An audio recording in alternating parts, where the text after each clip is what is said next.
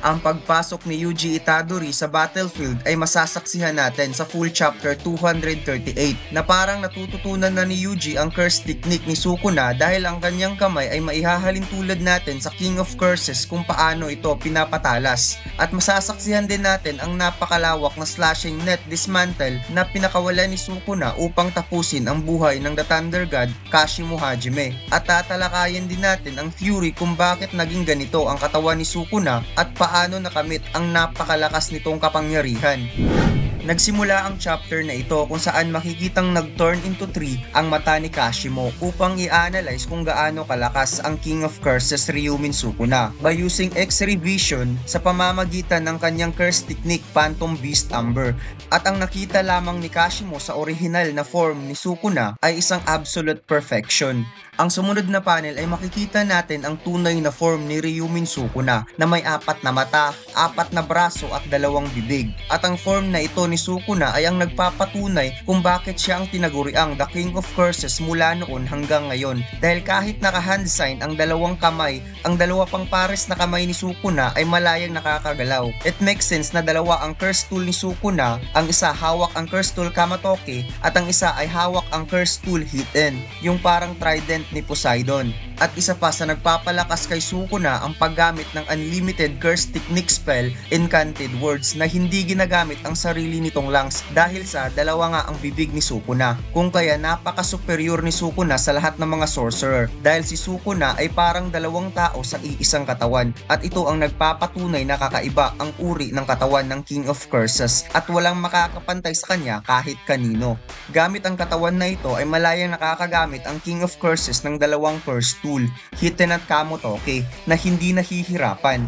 Nagawang ma-wipe out ni Sukuna ang buong squad ng Sun, Moon and Star Squad at pati na rin ang 5 Void General ng Fujiwara family. Nagawang mapaatras ni Sukuna ang Darkness Pacification Force na binuo ng Abi family at pati na rin ang mga integrants ng Sugawara family ay pinaatras din ni Sukuna. Kaya masasabi ko talagang napakalakas ni Sukuna sa panahon ng Heian era dahil namatay ito na walang nakakatalo sa kanya. Habang si Kashimo ay sobra talagang nabighani sa perfect form ni Sukuna at napasabi ito ng napakaganda. Samantalang si Sukuna ay kinagat ang curse tool upang paghandaan si Kashimo. Sabay umatake ang 2 at kaagad dinipensahan ang isa't isa. Subalit nakakita ng pagkakataon si Sukuna na masuntok si Kashimo gamit ang 2 pa nitong kamao. Kung kaya naramdaman ni Kashimo ang lakas ng suntok na nagpaatras sa kanya. Subalit habang napaatras ay nag-charge up ito ng cursed energy upang mag-unleash ng sound wave attack gamit ang kanyang kamay. Habang si Sukuna ay hindi man lang nakaramdam ng takot sa ataking ginawa ni Kashimo at pagkatapos ay nagbigkas ng Enchanted Words ang pangalawang bibig ni Sukuna na sinabing Dragon Scales, Repel, Fear of Meteors. Habang si Sukuna mismo ay napasabing subukan mo itong iwasan Kashimo at makikitang napakalaking slashing dismantle ang pinakawala ni Sukuna sa harap ni Kashimo na narealize ni Kashimo na ang pinakawalang dismantle ni Sukuna ay ang tumapos sa buhay ni Gojo, ang slash na kayang hatiin ang mundo. At maihahalin tulad natin ang slash ni Sukuna sa dimension slash ni Captain Yami na kayang hatiin ang space mismo ng mundo. Sinabi ni Sukuna na mayroong isang babaeng nagturo sa kanya kung paano umibig. At sa tingin ko mga lods, ang babaeng tinutukoy ni Sukuna ay si Yuruzu. Sinabi daw ng babae na hindi daw niya alam kung ano ang pag-ibig. Kung kaya nakaramdam siya ng lungkot, subalit na-realize ni Sukuna na kaya pala siya nag-iisa dahil walang makakapantay sa kanya kung gaano siya kalakas. Sinabi ni Sukuna na naiintindihan naman daw niya kung ano ang ibig sabihin ng babae. Subalit parang na-offend siya dahil wala pala siyang alam patungkol sa pag-ibig. At dagdag pa niya na nagkamali daw ng kinausap ang babaeng yun. At dapat kinausap na lamang niya si Gojo o di kaya si Kashimo, baka maiintindihan pa siya. At masasabi kong ang purpose lang talaga ni Sukuna kaya siya nabubuhay ay ang kagustuhan nitong pumatay upang maging pinakamalakas dahil kahit sa pag-ibig ay hindi niya alam kung ano ang ibig sabihin nito. At dagdag pa ni Sukuna na hindi naman daw sa hindi niya alam ang patungkol sa pag-ibig, hindi lang talaga niya ito naiintindihan. Sagot naman ni Kashimo na ano ba ang pinagsasabi ng kumag na to. Tugon naman ni Sukuna, di ba sabi mo malakas ka? At bigla niyang inatake ng electric shock si Kashimo gamit ang curse tool Kamotoki. Hindi tinablan si Kashimo since immune ang kanyang katawan ng electricity attacks, subalit biglang napunta si Sukuna sa likod ni Kashimo na ikinagulat niya sa sobrang bilis ng galawan nito na parang isang kidlat kung kumilos itong si Sukuna. Agad humarap si Kashimo upang atakihin si Sukuna gamit ang soundwave attacks, subalit hinawakan ni Sukuna ang dalawang kamay ni Kashimo upang hindi ito makagalaw at sinuntok gamit ang dalawa pa nitong kamao na nagpasukan ng dugo kay Kashimo na sinundan pa ng maraming suntok bago niya ito inihagis papalayo. Habang tumilapon si Kashimo papalayo ay naghanda siya ng curse technique attack para kay Sukuna, subalit napansin niya ang napakalaking dismantle slashing net na sumunod ngayon sa kanya at ang slash na ito ay kayang hatiin ang space ng mundo pati na rin ang space na ginagalawan ni Kashimo. Sobrang ganda talaga ng 6-Eye Gojo t-shirt design natin mga lods at sobrang dami nang nag-order nito. Sino ba naman ang hindi gustong mag-order sa sobrang angas ni Gojo? At mayroon tayong bagong t-shirt design na i-release this month. Jujutsu Kaisen, Gojo X Sukuna at One Piece Sun God Nika. Kaya sa mga gustong mag-order, check nyo na lang ang link sa description o comment section. Ang sumunod na panel ay makikita natin ang isang matandang Kashimo na hinahagilap ang simoy ng hangin sa isang malawak na lugar. At sinabi niya sa kanyang sarili na maraming mga veteran sorcerer na gustong mag-challenge kay Sukuna. At isa na nga siya na gustong makalaban ng King of Curses Ryumin Sukuna na sinubukan ng kanilang makakaya upang talunin lamang ang nag-iisang King of Curses. At hindi nila gusto na isumpa si Sukuna, sa halip gusto nilang makatanggap ng recognition sa pamamagitan ng kamatayan gamit ang mga kamay ni Sukuna, na parang de-honored na ang King of Curses ang pumatay sa kanila. Like Gojo Satoru na masaya ito dahil hindi siya namatay dahil sa sakit o tumanda, masaya siya dahil pinatay siya ng mas malakas pa kaysa sa kanya.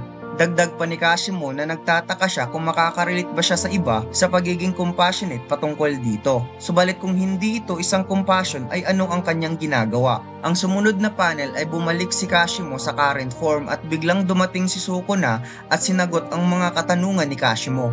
Sinabi ni Sukuna na mahal nila ang pagiging malakas, kaya sila nabubuhay sa mundong ito, na parang ang ibig sabihin ni Sukuna na ang kanyang tunay na pag-ibig ay ang pagiging malakas at dito lamang siya nakafocus. Sagot naman ni Kashimo na kung ganun bakit daw nag-aalala itong si Sukuna patungkol sa kalungkutan at hinahanap nito ang mga bagay na hindi naman kailangan. Dagdag pa ni Kashimo na hindi ba daw nasisiyahan si Sukuna sa kanyang ginagawa at kung ganun bakit hinati-hati pa niya ang kanyang kaluluwa at ginawa pa itong cursed object upang makapag-travel sa kasalukuyan. Subalit ang naging sagot lamang ni Sukuna ay na-realize niya na ang pag-ibig pala ay isa lang palang basura. Hindi na niya aasahan pa na may makakapag-satisfied pa sa kanya o makapag-meet ng kanyang expectation dahil kakain siya kapag gusto niyang kumain at papatay siya kung nakakasagabal ito sa kanyang paningin o di kaya paglalaruan muna niya ito kung masaya kalaro ang mga ito. Nabubuhay lamang siya sa sarili niyang sukat at kung hindi nasusukat ng mga tao si Sukuna ay problema na yun ng mga tao, na parang ang ibig sabihin ni Sukuna na papatay siya kapag gusto niyang pumatay at problema na yun ng mga tao kung paano siya papatayin. Tugon naman ni Kashimo na hindi ka ba nababagot sa iyong ginagawa?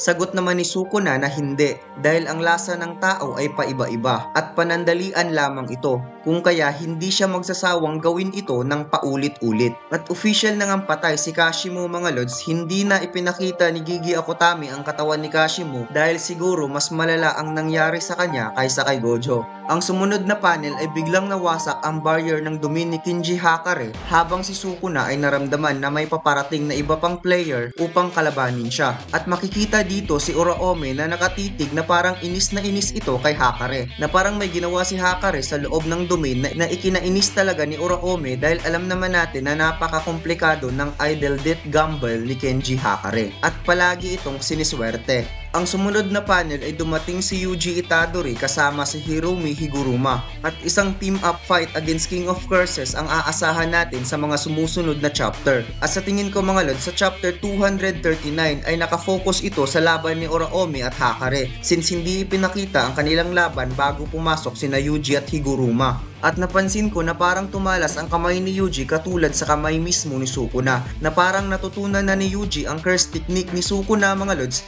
dahil sa episode 6 ng season 1 na sinabi ni Gojo kay Yuji na as of now ay wala pang curse technique si Yuji, subalit unti-unti niyang matutunan ang curse technique ni Sukuna. Since nabanggit ko sa spoiler na parang ang DNA ni Sukuna ay inilagay ni Kenjaku sa katawan ni Yuji, at posibleng magagawa din ni Yuji ang skills ni Sukuna na kayang manggayan ng curse technique ng iba. At mayroon akong kaunting theory patungkol sa kapangyarihan ni Sukuna, since dalawa ang pares ng kanyang braso at mata at dalawa ang kanyang bibig, ay maaaring dalawang tao talaga si Sukuna sa loob ng iisang katawan, at tunay nga talagang may kambal si Sukuna na kinain niya o inabsorb niya, since lumalakas ang isang sorcerer kapag naging isa ang kambal, like Maki and Mai, at ito ang resulta sa pagsanib puwersa ng dalawa matapos maabsorb ni Sukuna ang kanyang kambal. It might be ang DNA na ginamit ni Kenjaku sa katawan ni Yuji ay ang kambal ni Sukuna, at ang original curse technique ni Sukuna ay ang slashing curse technique, since ito ang kapangyarihan ng kanyang domain expansion, at ang curse technique ng kanyang kambal ay ang copy curse technique. Kaya nagagawa ni Sukuna na makapagkopya ng curse technique ng iba sa pamamagitan lamang ng panunood kung paano ito ginagawa. At ang copy curse technique ay natutunan na ngayon ni Yuji Itadori, at mas magandang gawin natin ito ng separate video.